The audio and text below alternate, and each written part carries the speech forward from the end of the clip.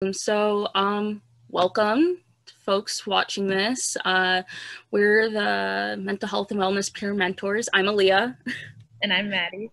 Hi, so today we're going to be talking about how you can optimize and transform your space for studying and learning and just try to get a space that works for you. So ultimately your space needs to work for you. So you should be able to experiment and manipulate your space to make it your own and make it that you have the most productivity there. So I would always say experiment, change, rearrange, and just own it. Not only that, try to find a space that works with you. I know that in these times, trying to find space can be hard. Not everybody has a separate office space. So just try to find something that you can kind of designate as your little area. That could be an office or just a part of a table, a kitchen table, that you can kind of just say, this is where I'm going to try to work and designate it that way. I know not everybody has that. Your bed can work just fine. I'm currently doing it out of my bed because I haven't finished setting up my study area yet. So like you can do it. It just may mess up your sleep hygiene, which is just what they call the best way to get sleep and your sleep space. So keep that in mind. I would also say give yourself a clean area to work with. Keep cleaning supplies nearby. Keep those Clorox wipes nearby to wipe it down when you do have those spills and messes, and keep a trash bin nearby, just so that your space doesn't get cluttered, and just work with it. Something else that's really important is to have a well-lit area. You want to be able to see. You don't want a lot of eye strain, but there are a lot of lighting options out there for you. I would say try to find something that keeps the area well lit, but also isn't too glaringly bright or even creates glare off your glasses or your laptop. So overhead lights, table lamps, anything like that. Also, I will point out that a lot of electronics and lights emit blue light, which can be an okay thing, but it can mess up your sleep cycle. So if you are having them on late at night and then you find yourself that you can't fall asleep for another 2 hours, probably the blue light. So I would say be aware of that and put on a blue light filter. They can be so important on your electronics. A lot of them have them built in to your phones, your laptops, tablets. Pretty much all operating systems have them. And if it's not already built in, you can get apps to go on them to help reduce that blue light. They also make blue light glasses, like blue light filtering glasses that you can throw on. They tend to be pretty cheap. However, if you do have a prescription, they can get pricey.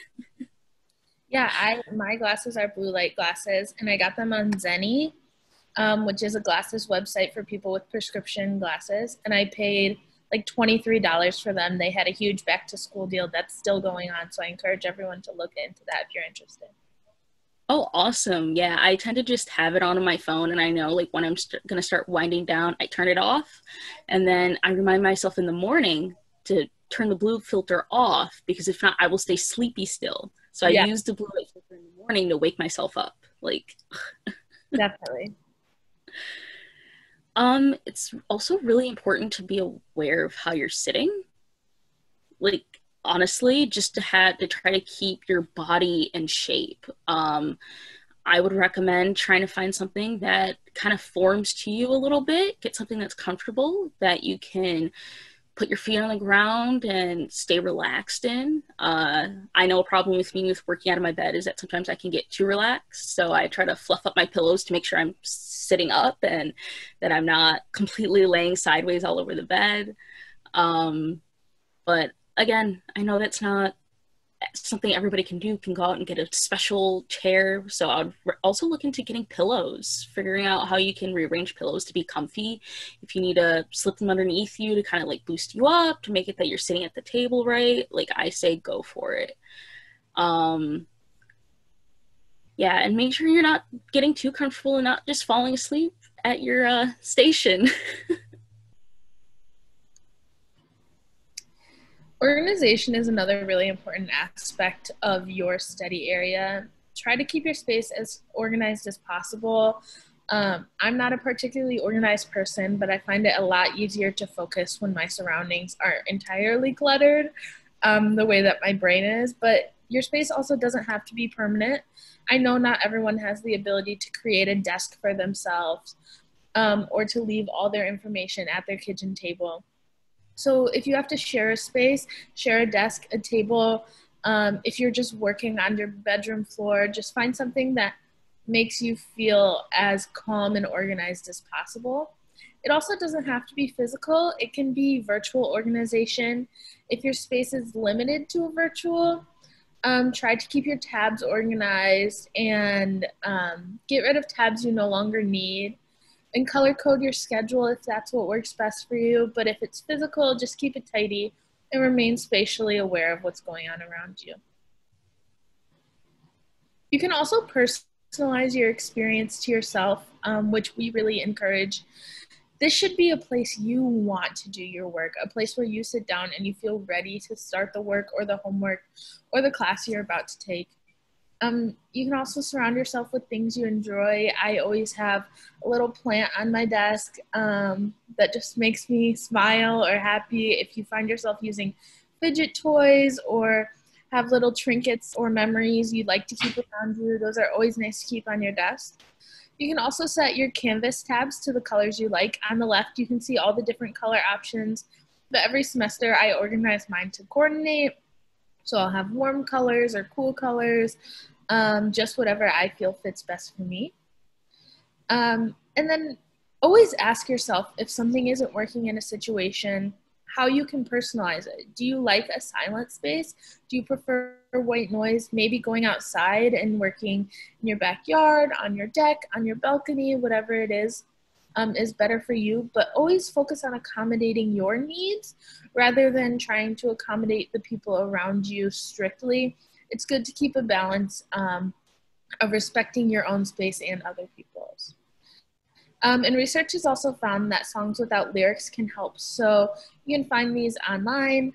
There will be like hour-long playlists on YouTube or Spotify, like steady beats or classical music. I find those really helpful as well. So make sure you physically move as well during the day. I tend to get in a funk where I'll spend 2 or 3 hours doing homework and then realize I haven't moved, and I woke up and I started doing homework. So just move your space a little bit. If you need to move from your bed to the kitchen, from the kitchen to the couch, from the couch to the dining room, it's okay to move it around. It doesn't have to be stationary. And sometimes it's nice to find a space different from your sleep or relaxation in order to remain focused. And we provided a link here to see some further research as to why studying in your bed is associated with relaxation and doesn't provide as much opportunity to focus. But of course, we understand that studying in your bed is sometimes the only option people have, and you can make it work for you as long as you focus on accommodating yourself again. Finally, like, there's no one size fits all. That's the most important message we can share with you. It's your space first and foremost. If working in your bed is what works for you, or if you don't need a space at all and you think just sitting at the kitchen table is what's best for you, that is 100% valid and you're allowed to do that. But if you do find yourself wanting to customize a space for you, don't think you need to spend money going to find little trinkets and calendars and desk mats. A lot of these things you may have at home that you already enjoy. You can just move them to your space, relocate your space to where they are. It might even just be having a window in front of you, some good natural lighting, or you could even consider crafting something that makes your space feel like home. Experiment until you find what fits right. And most importantly is be open to changing your old habits when they don't work.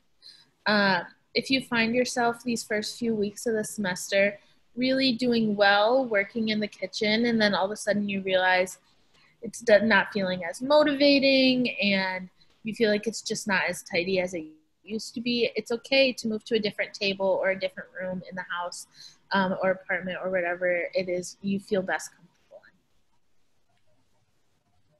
in. Thank you for listening and learning with us. We love the opportunity to share all of this information with you from what we're passionate about. Okay, bye. See y'all.